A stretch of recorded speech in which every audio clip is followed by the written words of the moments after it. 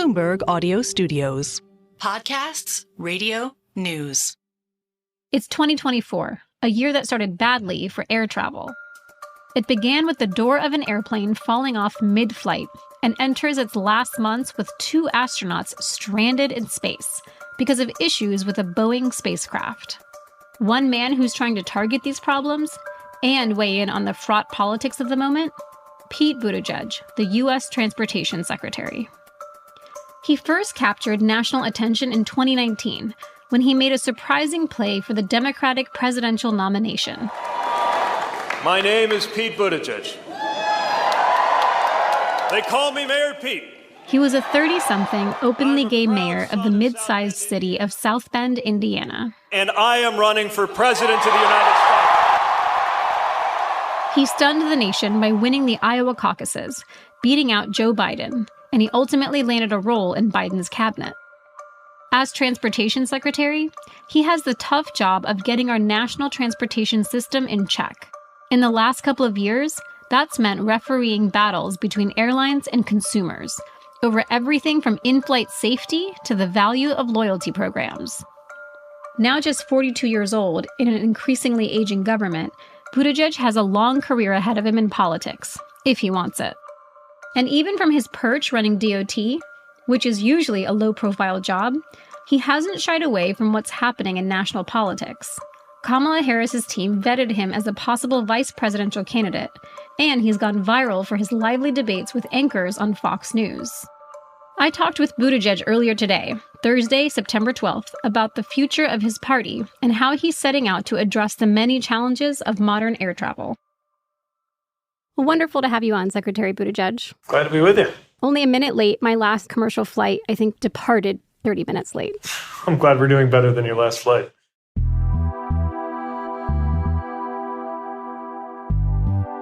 From Bloomberg's Washington Bureau, this is the Big Take DC podcast. I'm Saleha Mosen.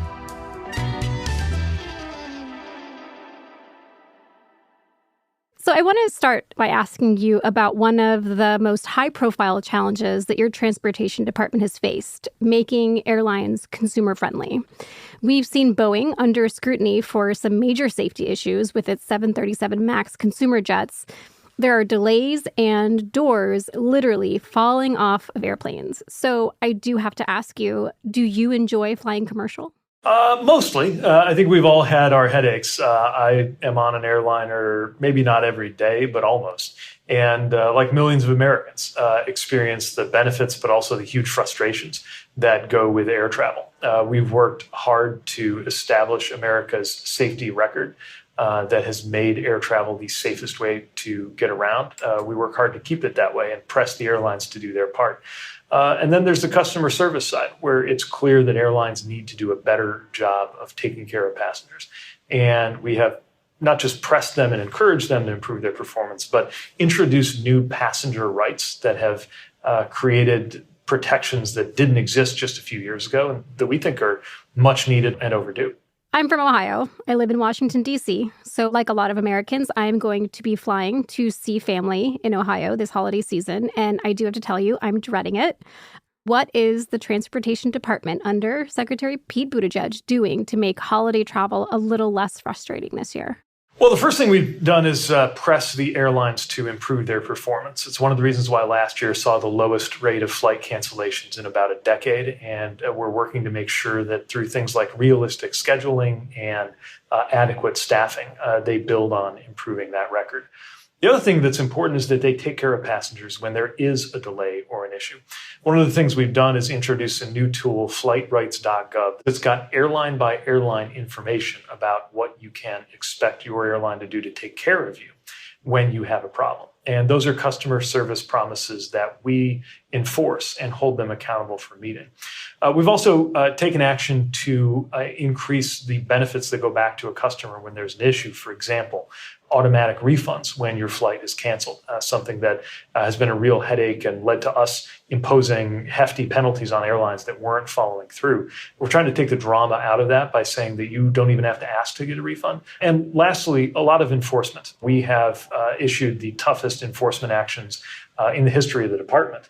in cases like that of Southwest Airlines that melted down almost 2 winters ago now and left so many passengers stranded. We're investigating what happened with Delta over the summer right now. So this holiday season, November and December, can consumers expect that some of these things are already in play? We can expect that we can sit with our family members, as Joe Biden promised.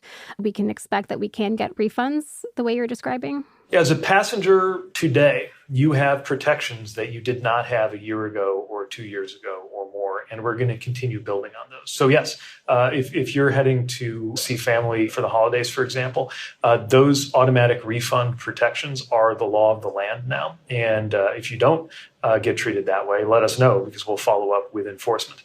We have seen more airlines comply with what we've been asking them to do with regard to family seating. And for passengers who are wheelchair users, now we've been acting to make sure that they have a better experience because some of the stories we've heard about what they have faced traveling on airlines are just completely unacceptable. And we're developing rules that would change that experience and empower those passengers significantly. You're talking about enforcement and penalties is one aspect there. Are you thinking millions of dollars? How high a penalty are you willing to levy on these airlines? Well, in the case of Southwest, it was a $140 million enforcement action, which was more than we had seen in a decade or more put together before that, partly because we thought it was very important to send a message to airlines. What we saw was that some of the past levels of penalties, $1 million here, $2 million there, really wasn't enough to change behavior. And we're going to continue to be ready to do that. Now, one thing I want to mention is when we talk about $140 million, that's not all cash going back to the Treasury. We did impose a cash fine of about $35 million. But part of what we did in the enforcement order was have the majority of those dollars actually go back to passengers in the form of vouchers, compensation, and other things that went back to the consumer. Because the whole point of this, of course, is to make sure consumers are better taken care of. I want to talk about Boeing. What have you been able to do to get that company back on track? Well, FAA took an unprecedented measure in restricting Boeing's ability to produce aircraft at a higher rate until they demonstrated the safety of their production and the quality of their production process. Aviation in America, by far the safest way to travel, and has made the last decade or two the safest period in the history of aviation. That means that when there is a near miss or an incident, something like the plug door blowing out in January in Alaska, we treat that as seriously as the FAA used to treat the most recent fatal crash. I think that's part of why they have been able to say that there has not been a fatal airliner crash in years. And again, it takes a lot of work to keep it that way. Boeing was put on notice that they were under a microscope. They've provided an updated plan, and now we are watching to see how they're doing at meeting the terms of that plan.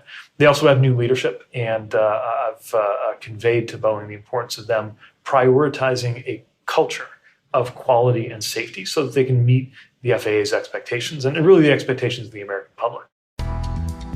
I asked Secretary Buttigieg about a new investigation into airline loyalty programs, and we discussed the future of the Democratic Party and where he might fit into it.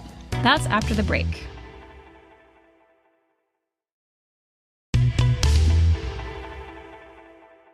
I had a chance to sit down with Transportation Secretary Pete Buttigieg. We talked about air travel and all that comes with it. There's another place where trust in air travel is really low right now, since we're talking about trust. I'm talking about pricing and rewards transparency. So what it actually costs to take the trip that you've planned and the value of the loyalty points that you've signed up to get. One example that you guys have been working on at the department is a lot of work on junk fees, the fees that are not disclosed upfront when you're buying the ticket, like checking a bag, things like that. Share a little bit about what you're doing on that front with consumer protections. Well, when it comes to fees, first of all, we're making sure that you get refunded if you don't get what you paid for on your fees, same as we do on your ticket. So you pay for Wi-Fi, the Wi-Fi doesn't work, you gotta get your money back. Same with baggage, if you don't get the baggage services you paid for. And we have a new rule that's requiring that. We have another rule about transparency. And this is really about making sure that you can tell when you're comparison shopping for an airfare, the all-in cost of the ticket that you're buying, including those ancillary fees for bags or picking a seat or something like that. Now, I thought that being transparent about fees was a relatively low bar to require the airlines to meet. But when we finalized that as a rule, the airline industry lobby responded by suing us. We believe that our rule is based on strong legal authority, so we're standing our ground. But it's disappointing that they're so reluctant to do something I think most consumers would expect of anybody selling anything, which is to be upfront and transparent about what you're going to charge. Let's talk about the rewards points more specifically. You launched an investigation on frequent flyer programs. Americans actually love these kinds of programs, decide on which credit card to sign up for based on this. Tell me why you are taking these programs on. Well, these programs are very important to Americans. That's exactly why we want to look into them, to make sure that they are fair, transparent, and predictable. There's real value in these rewards balances. I think a lot of us think of our points and miles as part of our savings. But unlike savings in cash in a bank account, the value of your points and miles could be changed arbitrarily by the airline that controls them. And so we want a better sense of how airlines manage and maintain the value of these points and miles. When there are situations where they are being devalued, what's behind that? And making sure that there's a level of transparency and fairness. Because again, you got folks who decide which airline to take, sometimes pay more for a ticket in order to have it be on their preferred airline because of the mileage program. Some consumers are not just choosing a certain credit card, but choosing a credit card with a higher annual fee and a higher interest rate, which is a choice that could affect them to the tune of hundreds or thousands of dollars, just based on these points and miles. If a consumer is putting that much stock in the points and miles, we want to make sure that they're getting what they were promised. So what can the Transportation Department do once the investigation is done? Are penalties a factor there? Well, I don't want to prejudge what might come of the investigation because we've just launched it. But what we've requested the 4 largest airlines to do is provide thorough data about how they value these points and how customers could be affected by decisions that they make. And we do have an authority and therefore, in my opinion, a responsibility under the law to address any unfair or deceptive or anti-competitive practices that may be out there. If we find such practices, we're going to take action. Let's talk briefly about infrastructure money. Are you worried about getting that money out the door so that it can be spent on projects, especially because we might have a Trump administration coming up? Well, we're certainly working to make sure that these dollars turn into projects as quickly as possible. Now, building a bridge or a new airport terminal, unlike some other policies, is not something that happens the moment that it's signed off, the way a tax credit could take effect in a matter of weeks. But we do think that there are steps that could help make it all happen more quickly. Now, we're about 3/5 of the way through the bill. If you think of it that way, we're at year 3 of a 5-year bipartisan infrastructure bill. So we're trying to tear down some of the barriers and speed up that process. Because I do sometimes worry about what a policy change would do to the availability of these transportation and infrastructure dollars that I think Americans are really counting on in their communities. Secretary Buttigieg, if we end up with a Harris presidency, what cabinet job would you like? Well, if that happens, that'll be up to the new president. All I know is that I've got what feels to me right now to be the best job in the federal government, and I'm working hard at meeting the expectations of that job. If you had another 4 years, what would you do? I'm really not allowing myself to speculate on that, especially because there's so much still to be done. Even in the 4th year of President Biden's term, we've got billions more in projects that we're working to select and announce. We're trying to help states and cities deliver the projects that we've already agreed to fund. And we're working on the regulatory side on these issues like consumer protection. I think getting that Railway Safety Act passed through Congress that we've been calling for is a major piece of unfinished business that I'd like to see happen. I'm going to do everything I can to help that happen. So determined to sprint through the tape, and we'll see what the future holds after that. It's hard not to notice that your policy work has gone beyond the typical boundaries of the Transportation Department. So one example is that you've been vocal on childcare policy proposals. Is that an area of policy that you would like to be involved in?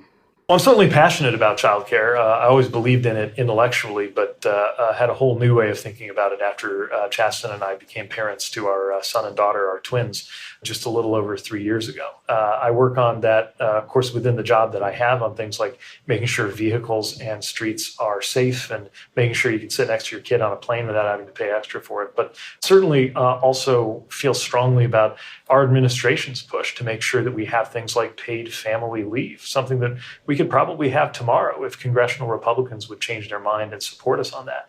And a number of other measures like the child tax credit that may be a little bit outside of my lane here at the US DOT, but I know what they're going to do to reduce poverty, to support families. And, whether I'm in government or in some other life, I'm going to do whatever I can to push for those good policies. There's so much talk about the future of the country and also the future of the Democratic Party. Should we expect that regardless of what happens and what job you might have the next 4 years, that you are going to remain as a key influencer and leader in the Democratic Party? You did run for president once before. Maybe you'll do it again. Well, I'm always looking for some way or another to make myself useful. Right now, that's the job right in front of me. But I care a lot about policy. I care a lot about how families are going to do in this country. And I think our future depends on us being committed toward a long view about how some of the choices we make, whether it's how you design a bridge that's going to be around for 100 years, or how we invest in the affordability of raising kids who are just being born. That we take that long view, and I'm going to work toward that in whatever capacity I find myself in from one year to another. So you have not ruled out another run? I haven't ruled anything in or out. I'm just trying to do my job right now. All right. Thank you so much for your time. Thanks for listening to the Big Take DC podcast from Bloomberg News. I'm Saleha Mosen. This episode was produced by Julia Press with support from Alex Sugiura and Thomas Liu. It was mixed by Alex, who also fact-checked the episode with Thomas. It was edited by Wendy Benjaminson. Our senior producers are Kim Gittleson and Naomi Shaven, who also edited this episode. Elizabeth Ponso and Wendy Benjaminson both provide editorial direction. Nicole Beamsterboer is our executive producer. Sage Bauman is Bloomberg's head of podcasts. Please follow and review the Big Take DC wherever you listen to podcasts. It helps new listeners find the show.